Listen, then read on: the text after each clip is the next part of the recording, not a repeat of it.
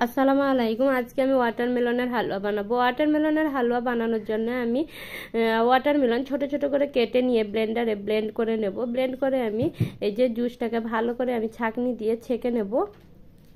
3 cup পরিমাণ ওয়াটারমেলনের juice হয়েছে, এই জন্য আমি 3 চামচ কর্নফ্লাওয়ার দিয়ে ভালো করে গুলে নেবো। আর একটা কড়াইতে আমি 1 কাপ পরিমাণ চিনি দিয়ে জল দিয়ে ভালো করে শিরা তৈরি করে নিয়ে জুসটা আমি এবার ছেঁকে ছেঁকে ঢেলে দেবো। কর্নফ্লাওয়ার দিয়েছিলাম, এই জন্য ভালো করে ছেঁকে ছেঁকে আমি দিয়ে দিলাম। দিয়ে ভালো করে ফুটাতে থাকবো। 1 চামচ পরিমাণ ঘি দিয়ে দেবো যাতে টেস্টটা আরও বেড়ে যায়। আর আমন্ড 3-4টা মতো আমন্ড আমি কুচি কুচি করে কেটে দিয়েছি। কেটে ভালো করে ফুটাতে থাকবো। এই যে গাঢ় হয়ে গেছে, মানে হালুয়াটা রেডি।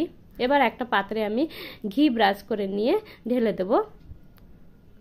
রুটি, লুচি, পরাটা সব কিছুর সাথে হালুয়াটা খেতে খুব ভালো লাগে।